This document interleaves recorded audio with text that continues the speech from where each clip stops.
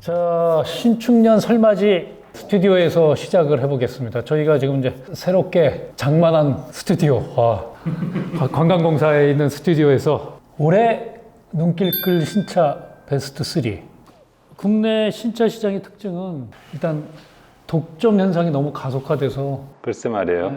소위 말해서 르노, 삼성, 쌍용차, 쉐보레, 한국 GM까지 이렇다 올해 신차를 내놓을 게 사실상 없어요. 뭐 그런 점에서 수입차 대 현대기아, 거의 그렇게 돼가는 것 같아요. 수입차 시장에 굵직굵직한 차들이 꽤 있는데, 이런 차를 한번 타봤으면, 내지는 저희가 또 아브제라일에서 직접 평가를 해볼 만한 차 어떨까 했던 것들인데, 먼저 그럼 제가 먼저 정리를 해보겠습니다. 저는 수입차에서는 단연 벤츠 S클래스, 지금 이제 사전 계약을 받고 있거든요. 벤츠 S클래스 역시 신기술로 무장해서 S클래스, 그 다음에 또 하나는 우리나라도 이제는 아파트 주차장에 픽업 트럭이 상당 부분 대중화될 가능성이 있다. 콜로라도가 이미 그걸 보여줬는데요. 이제 포드의 픽업 트럭, 뭐 중형 레인저가 나오죠. 그래서 한 이것도 2분기 정도에 국내 출시를 한다고 그러는데, 가격이 일단 매력적이었어요. 4,900만 원대 국내 가격이 나와서. 그다음에 세 번째는 이제 올해 현대기아 차가 그렇게 굵직굵직한 차는 많이 없어요. 지난해 워낙에 많이 쏟아내서 역시 아이오닉 5 전기차, 새로운 플랫폼을 가지고 한 전기차 아이오닉 5가 과연 테슬라 모델 3를 능가할 만한 스펙이 나올까라는 점에서 되게 궁금한 부분이고요. 그러니까 저는 이제 그 기준이 신기술이라는 점에선 벤츠 S클래스, 그다음에 요즘 이제 친환경 추세에서 아이오닉 5, 그다음에 이제 새로운 자동차 문화, 새로운 시장을 만들어낸다는 점에서 픽업트럭 포드 레인저에 그렇게 이제 세 가지를 저는 기준을 정했는데, 뭐 S클래스는 헤드라이트에 뭐 어마무시한 디지털 라이트를 달았다는 부분이랑, 궁극적으로는 홀로그램까지 가능한 실내 엔터테인먼트를 구축을 했고, 레벨 3 3.5단계 정도의 자유주행이 선보일 거다. 이게 또 참 어떻게 보면 벤츠다운 방법이기도 하지만, 뒷좌석에 처음으로 에어백을 단, 과연 무슨 의미가 있을까요? 저는 이거 보면서 예전에 2000년대 초에 제가 아는 사장님이 뒷좌석에 벤츠 S클래스 타고 앉아 계시다가 뒷좌석 안전벨트 안에서 앞차랑 충돌했는데, 기사는 아무런 충격이 없었는데, 사장님이 뒤에서 바로 앞으로, 보통 조수석 이 헤드 라이너도 떼놓잖아요. 바로 앞으로 날아가서 유리창 들이받으셔서 이 코까지 다 내려앉으셨던 제가 아는 분이, 그때만 해도 2000년 초만 해도 이 뒷좌석 안전벨트 이거에 대해서 사장님들이 안 했잖아요. 지금도 잘 안 하실 텐데. 근데 지금은 법으로 규제하니까. 그런데 에어백을 하더라도 안전벨트를 맨 상태에서 하는 SRS 걸로 에어백이죠. 될 텐데. 안 그러면 움직임을 예측할 수가 없으니까 안 되죠. 어쨌든 하여튼 뒷좌석 에어백이 앞에서도 터지는 것이 달린다니까, 아마 그러면 더 안 하지 않을까. 그 다음에 제가 수입차에서 뽑은 포드 레인저는 전장은 5,354, 콜로라랑 비슷한데 전폭이 1,816밖에 안 돼요. 쉽게 말하면 거의 투싼보다 전폭은 작거든요. 오히려 소렌토나 산테보다 전폭이 작아서 아파트 주차장에도 충분히 쓸 수 있는, 우리나라도 본격적으로 픽업 트럭이 대중화가 되지 않을까라는 점에서 상당히 레저 붐도 불고, 저희 중요한 차박에서도 되게 저게 또 픽업 트럭이 중요한데, 근데 저게 너무 비싸게 나온 것 같아요. 기본 모델이 4,990만 원이라면서요. 네. 근데 지금 미국 시장에서 경쟁하는 콜로라도가 지금 국내 시장에서 3,600인가 700인가 베이스 모델이 아주 기본. 아주 기본. 어쨌거나 그래서 어차피 소량 판매의 한계 때문에 있는 것 같은데, 고정비 때문에. 난 엑스플로러 꼴 날 것 같아요. 너무 비싸. 버튼 시동도 넣고 이것저것 넣어가지고. 좀 비싸서 뭐 좋은 차인 줄 아는데 확판에는 좀 한계가 있지 않을까 싶어요. 너무 비싸서. 저 돈이면은 콜라도 사갖고 1,000만 원 갖고 자기가 꾸미는 게 낫지.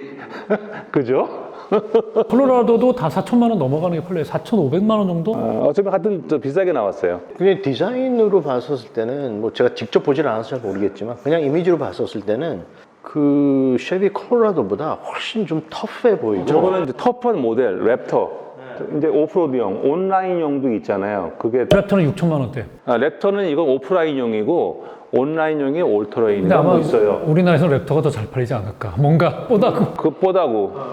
그래서 레인저가 드디어 들어와서 뭐 좀 픽업 트럭이 상당 부분, 이제 진짜 현재 진짜 쉐보레 판매에서 콜로라도 판매 비중이 꽤 돼요. 월 한 500대까지도 나가니까 그런 점에서는 픽업 트럭이 우리나라도 앞으로 이제 드디어 픽업이 된다. 인기 있을 것 같아. 굉장히 터프해서 중소형도 나온다고 하니까 그런 점에서 포드 레인저가 좀 기대가 되고. SUV 타고는 오프로드의 그 느낌이 안 나잖아요. 이 터프한 느낌이 픽업밖에 없는 것 같아. 레인저 같은 경우에는 이제 콜로라도 국내에서 고객들한테 제일 불만이 3.6L 가솔린이었는데 이제 자연스럽게 가솔린이었는데 레인저는 2.0 디젤. 우리 아직도 SUV 픽업 트럭은 디젤이다 이런 점에서는 조금 가능성이 조금 더 있는 그런 점이 있는 것 같아요. 대배기량을 아직도 국내 소비자들이 조금 부담스러워하는 부분이 디젤을 있어서 얹어 놓으면 토크가 좋아서 뭐 픽업 타고 빨리 갈 사람이 있겠어요? 8, 90km 가고 그러면은 소위 말하는 토크빨만 있으면 그거 되지 않을까? 아니 그러니까 그래서 디젤이라 더 강점이 있는. 그러니까요. 네. 저희 공통점도 있을지 모르겠지만 하여튼 아이오닉 5는 현대 기아가 만든 첫 전기차 바디라고 얘기를 하는데 저는 뭐 주행거리 이런 하드웨어적인 뭐 배터리 이런 거보다는 공기역학 계수가 과연 얼마나 나올지. 근데 뭐 테슬라가 한 CD가 0.23 정도 현대기아가 이제 그 부분을 추월을 하겠다고 그러는데 굉장히 어렵다고 그러더라고요. 그런 점에서 공기역학 계수랑 휠베이스가 무려 3m라고 그러더라고요. 근데 크기는 중형급인데 실내 공간을 얼마만큼 트렁크랑 뽑아낼지. 이 CUV라 어차피 SUV는 아닌데 그 다음에 역시 테슬라가 제일 잘하는 데이터 OTA 방식으로 어느 정도까지 개선을 하게 할 수 있을지. 제가 이번에 모델 3 OTA로 소프트웨어 업데이트 하라고 그래가지고 해봤더니 진짜 이게 재밌더라고요. 와이퍼 스위치가 하드웨어적이 있으면 센터 판넬을 다 바꿔야지 위치를 바꿀 수 있잖아요. 만약에 스위치가 불편하다 그러면. 현실적으로 불가능한 얘기인데 테슬라가 이 모델 3의 그 스위치가 약간 불편하다고 소비자들이 많이 얘기를 했더니 이 모든 액정으로 걔네 지금 15인치 액정으로 다 컨트롤 하잖아요. 그 위치를 밑으로 뽑아가지고 버튼을 위치를 바꿔놨더라고요. 그리고 버튼 터치도 바꿔놓고. 그래서 와 이게 완벽하게 작동하는구나. 그러니까 뭐 일절의 오차도 없이 작동하는 거 보면서 판매 이후에도 얼마든지 개선을 할 수 있다는 점에서 굉장히 놀랐었거든요. 그런 점에서 아이오닉 5가 얼마나 잘 될지. 주행거리는 테슬라 이상으로 나올 수도 있다고 생각을 해요. 코나 EV 분란 사건도 있었지만 이 마진을 워낙에 잘 안 주는 데니까 그런 점에서 되게 관심이 있는 차종인 것 같고요. 저는 우리나라 차에서는 저는 현대 아이오닉 5하고 저도 이제 기아 CV 그리고 한 가지는 또 기아에서 K8, 뭐 K7이 K8으로 나올 뭐 예상을 한다고 하는데 뭐 그게 한 가지 있을 것 같고 그 다음에 GV70 저도 아직 직접 보진 못했어요. 그래서 GV70이 조금 관심이 있고 그 다음에 이제 수입차 중에서는 저는 포드 브랑코 지금 뭐 수입이 될지 어떻게 될지는 아직 모르겠다고 하지만 포드 브랑코하고 그 다음에 쉐비 타호 하여튼 저는 전기차 중에서 하나를 뽑았고 나머지는 SUV들이 굉장히 좀 시장이 커지고 있고 그런 소비자의 생각에서 쉐비 타호는 저는 이번에 그 미국 대통령 취임식 할 때 있죠. 대통령 취임식 할 때 취임식이 끝난 다음에 거기에 참석했던 전직 대통령, 전 대통령 부시라든지 뭐 오바마라든지 끝나고 다들 이제 타고 가는데 차를 전부 다 그 쉐비 큰 그건 경호상 이유 때문에 그런 거죠, 뭐. 근데 그거를 보고 저 끝나니까 캐딜락을 안 타고 전부 이제 쉐비를 타고 그 큰 차들을 타고 쭉 나가는 걸 보고 우리나라에도 저런 그 타워 같은 게 아마 들어오면 사람들이 굉장히 좋아하고 재밌어 할 것 같아요. 그 에스컬레이드 캐딜락 에스컬레이드 같은 거 진짜 보면은 저거 어떻게 타고 다녀 저게 어떻게 굴러다녀 할 정도로 커 보이고 그러잖아요. 뭐 저기 링컨 최근에 에비에이터 들어왔었죠. 에비에이터도 뭐 그렇긴 하지만 그래서 하여튼 그거에 대한 관심 또 아는 친구들 중에는 뭐 차박이라든지 캠핑 이런 거 좋아하는 사람들은 그거에 굉장히 관심을 가지고 있더라고요. 그래서 그래 타워 저는 솔직히 말해서 타워가 예를 들면 디젤 엔진이 있는 줄도 잘 몰랐었어요 처음에는. 왜냐면 미국 차니까 트럭이니까 트럭 그래서 아니 근데 미국에는 주유소에 디젤 기름 넣는 데가 없는 데가 되게 많잖아요. 그래서 하여튼 뭐 그래서 좀 타워를 생각을 해봤고 저건 토크 때문에 그럴 거예요. 토크 한 때문에. 가지는 지금까지 우리가 봤던 SUV 중에서 정말 독특한 SUV 다른 거랑 경쟁하기 힘든 SUV 중에 하나가 지프였잖아요. 지프하고 이제 경쟁할 만한 차가 뭐 지난번에 우리가 봤던 디펜더도 아닌 것 같고 뭐 가격이나 여러 가지 봤었을 때 브랑코는 아주 옛날에 나오다가 이제 다시 브랑코라는 디자인까지 거의 옛날 그 레트로 이미지로 해서 나오는 그런 거에 대해서 굉장히 좀 새롭고 인트레스팅 할 것 같아요. 그래서 그걸 이제 뽑았죠. 제가 늘 여러 번 그동안 아제라에 대해서 말씀드린 것 같은데 오프로드 차들이 점점 예뻐지고 세련돼지고 온로드용으로 가니까 이제 그쪽이 메인 시장 되는 걸 알겠는데 항상 비주류 시장이 있잖아요. 근데 역시 터프하고 와일드한 감성, 옛날에 쌍용의 코란도나 무쏘가 개척했던 그런 시장에 소위 그런 게 대중 브랜드로서는 지프가 유일하게 있는데 그게 그 시장이 앞으로 굉장히 커질 것 같거든요. 사람들이 어떤 자연에 대한 근데 마초적인 거에 대한 그런 열망이 있잖아요. 근데 그걸 메꿔줄 수 있는 게 사실 지프밖에 없어요. 좀 비싸게 올라가면 지바겐이 있고 디펜더는 보니까 조금 실망했고요. 온로드 감성이 너무 강해서. 그런데 저렇게 터프하게 브롱코가 나온다는 것은 지프의 독점 시장에 지프가 5, 6년만 해도 한 5, 60만 대 브랜드였는데 지금 200만 대 브랜드거든요.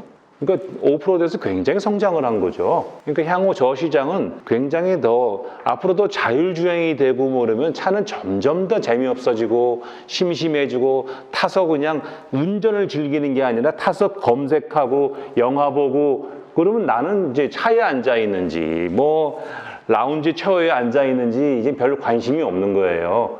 근데 그런 거에서 역시 차 좋아하는 사람들은 역시 뭐 스포츠카도 있겠지만 오프로드 감성으로 간다 그러면 저것은 앞으로 포드만이 아니라 포드는 이제 세단을 포기했기 때문에 SUV 트럭만 할 거기 때문에 사실은 저건 포드의 승부수라고 저는 생각을 해요. 저기서 향후 100만 대까지 팔아주지 않으면은 포드는 굉장히 위험할 거라 생각을 하거든요. 근데 그렇다 그러면 앞으로 현대 기아도 얼마든지 노려볼 수 있는 시장이 아닌가. 프레임을 넣을 수도 있고 프레임을 뺄 수도 있고 처음에 프레임을 넣어야 되겠지만 그래서 저 그러면서 이 포드 브론코가 들어와서 사람들이 그런 걸 좀 느꼈으면 좋겠어요. 뭐 어차피 현대도 지금 산타크루즈라는 모노코크 바디 거의 뭐 소형 픽업 2023년 정도에 나온다고 하니까. 혼다의 리치인가 뭐 그거 비슷한 거죠? 네. 픽업 트럭은 상당 부분은 붐인 것 같아요. 근데 멋있잖아요, 저렇게. 뭐 이렇게 피드 앤 피니쉬 신경 안 써도 되고 세차에 신경 안 써도 되고 뭐 빨리 갈 필요 없고 얼마나 좋아. 툭 타고 툭 내리고 저게 보니까 그 기록에 보니까 55년도에 나와서 거의 60년을 넘어가는 헤리티지가 있더라고요. 저게 오프로드와 그 유틸리티의 헤리티지가 막강하더라고 브론코가. 사실은 저는 브론코에 그 84년도 유학 갈 때 봐갖고 그때만 해도 브론코가 조금 되게 매끈해져갖고 픽업의 뒤에 씌운 것 같은 그런 브론코가 나온 적이 있었잖아요. 전 그게 브론코인데 그게 브론코가 아닌 거야. 옛날에 브론코가 있더라고요. 그래서 아 옛날에도 이런 걸 타고 다녔구나. 힘도 충분하고 270 호스파워대요. 그 지프하고 비슷해요. 기본 모델이. 기분에 꼭 지프하고 디펜더하고 그 중간 정도 되는 가격 딱 그렇지 않을까? 항상 그렇지?